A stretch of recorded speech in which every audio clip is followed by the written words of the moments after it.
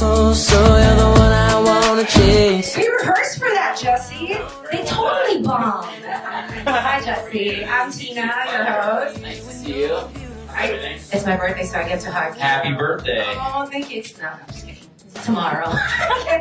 Very good. Hi, everyone. Welcome to Southeast Asia. Thank you so much. I've heard it's your first time. How First has time. it been? So far, I haven't seen much. I've been in my hotel room and then at CNN this morning, and now I'm here. So I have not. I saw your smile this morning, so you seemed happy after. I'm very happy. No, it's been exciting. I can't wait to see more of the city. But I've been. I just got back from Vietnam, which was really cool. Did you eat pho? I had pho. I had all of the classic Vietnamese dishes, and I'm looking forward to going out to dinner tonight. So He said it better. It's pho. Pho. Okay. With a Vietnamese twang. Okay. How long are you going to be in the country? I think I'm here till Sunday. My show's on Saturday, and then I'm leaving the following morning to head over to Singapore. I know, I wish I could stay longer, but I guess I'll just have to come back. But you know, Singapore is only 2 hours if you get bored because it's a small city. We have the best beaches in the world. I know, You gotta I come know. back. It's funny, actually. My girlfriend Katie came here, and she knew that I was doing 2 days of press, and so she flew to an island and is now on the beach of Philippines right now. Right now? El Nido? El Nido's Yeah, beautiful. that's where she is. Oh, she didn't take you. Nah, she went by herself. I said, it's okay, I'll do the press. You go. She's see? snorkeling on the beach. She has it right. We got the dream boyfriend here. Go do your thing. I'm gonna do her. I hope she's sending pictures in her She's feet. sending tons of pictures. She's snorkeling and swimming with the fish. That's awesome. Well, I'm sure when you get back there, when you come back next time, we'll have plenty of beach trips for you. But right now, meet your Hello, everybody. the guests for this afternoon. Nice. Again, we don't have all day. We have one microphone, so feel free, whoever wants to. Jump in. Yeah, go ahead. Everyone's gonna be shy. So, Better With You and Wasted were my last 2 songs, obviously, that I released last year, and my latest musical efforts. It took some time off, and after Better With You was written, I felt like it was the right song to sort of reintroduce myself back into the public, into the music market, if you will, and to reconnect with my fans. And it just sort of had, I think musically and sonically, it had a very sort of nostalgic feel to it, and I think probably reminded people a lot of my earlier music. It just felt like the right song to release when I was coming back. And it's just a song about finding somebody that makes you a better version of yourself, you know, and finding that person that you love to be around the most. And Wasted is on the total other end of the spectrum. It is just a fun, lighthearted song. And when I finished recording it, it came together pretty quickly. I knew I wanted to do something comedic for the video and sort of stretch my comedy legs. And so that's why we shot the video that we did, where I'm playing every single character, and just a way for me to do something different and creative at the same time. You know, I think it's a lot easier for people to record music. Kids these days, they can literally just in their bedroom, on their laptop, with a really simple version of Logic. You know, they don't need a ton of expensive software now to make really great sounding music. And back when I started, you know, record companies would rent out studios for $1,000 an hour, ridiculous money that never needed to be spent. But they did, and now you can literally just in the back of a taxi. I've been like on my phone recording voice notes, and I don't use that audio, but basically that's like how most of my songs, that's the genesis of most of my songs. I hear something like in a press conference, and I'll sneak to the bathroom and record something, and then finish it later. But you don't need fancy equipment. You can get a relatively good sounding song now for, you know, with the technology that we have. That is that is definitely the biggest change in the music industry from the time that I started. Social media was still in its infancy. Maybe there was like MySpace, you know, but nobody was like this all the time, you know? Even at concerts, there just wasn't a thing. People now watch a concert through their own iPhone instead of looking at you. And yeah, I mean, you have to learn to adapt. If you don't, you become a dinosaur, right? And what I've learned is that you can use it as a tool to market whatever it is that you want to market. And it's especially great for young independent artists who don't have a big budget, who want to show off their abilities. We've seen it time and time again where young artists become a huge international, get the international attention they deserve because they were able to pull out their phone. That's not to say there isn't a lot of junk out there, because there's tons of it, right? And that's another, another interview. But as far as the music industry is concerned, I think it's great for being able to market whatever it is you're selling for not a lot of money, and you can talk directly to your fans too. You can find out immediately if they like the song, if they don't.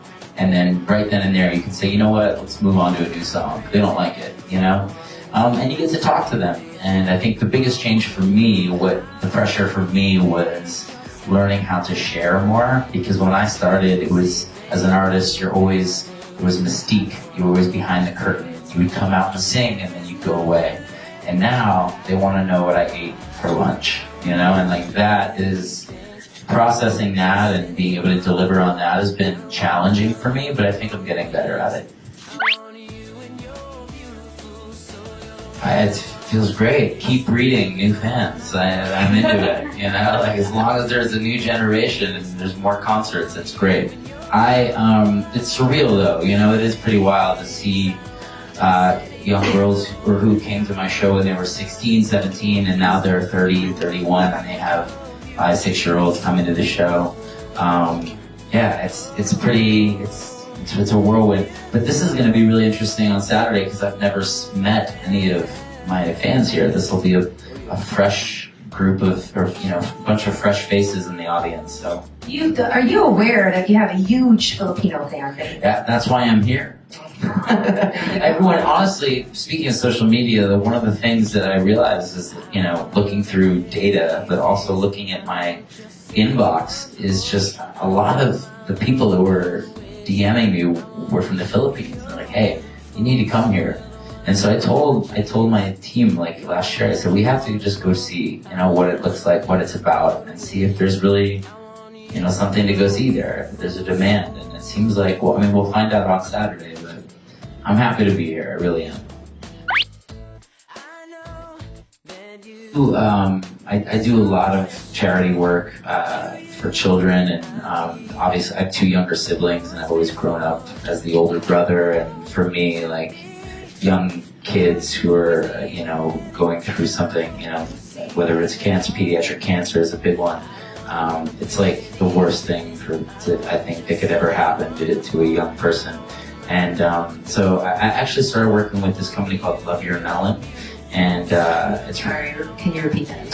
Love Your Melon, like your head, your melon. I'm thinking of watermelon singers. No, and they sell beanies, hats, probably something you don't wear a lot of here in the Philippines because it's too hot.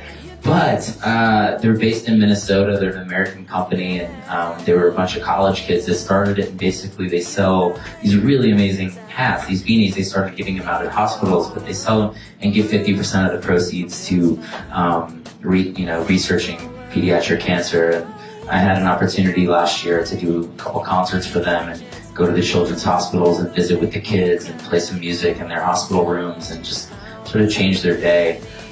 So Love Your Melon is a really cool organization that I'm very passionate about at the moment. Working with Miley was great, and she is like the sweetest person on the planet, one of the most hardworking and so talented. I love her to death. For me also, some people know, some people don't. I also co-wrote the song for Leona Lewis called Bleeding Love, which became one of the biggest songs of its decade. And I was 21 years old, and it was like a very big validating moment for me as a songwriter, because just up until then, I had just been this guy who sings music. And I think when you get to that level and you get recognized by your peers and people that you idolize, production-wise and writing-wise, it's a whole different level of validation and meaning. And, it makes you feel like you made the right decision to go into music and not math. But, yeah, so I think that was probably a big highlight for me. I think probably I grew up listening to a lot of stuff my parents listened to, and that, I think, got me interested in pop music. So people like Prince and Michael and Stevie Wonder, James Taylor, they were all big parts of just learning the genre. And then when I was probably 11 or 12 years old, I started discovering contemporary pop. And one of the first albums I bought was Kissed by a Rose by Seal, and Crazy Sexy Cool by TLC. And I found myself loving pop R&B a lot. And then I was introduced to Craig David, which I literally played the Born to Do It album a million times. My father ripped the speakers out of my wall in my bedroom because he could not stand listening to 7 Days any longer. And then like a Blue Eyes, like Daniel Bedingfield, even before Natasha was around, Daniel was like one of these, I looked up to him because he was like this white guy singing like super R&B pop music, and I was like, if he can do it, maybe I can do it. And I don't know, to me, those were probably some of the biggest, vocally, I think some of the guys and girls that shaped my voice. I mean, the only difference is they're not as hormonal. I think growing up as like a 15-year-old kid, especially in America, the fans are like so rabid. My first concert, this is a fun story. I was in Chicago. I was 15, 16 years old, and the only way to the stage was to walk through the crowd. It didn't have great security. It was a very bad, we didn't have Carlo. So it was just like a bad situation. I had to get to the stage.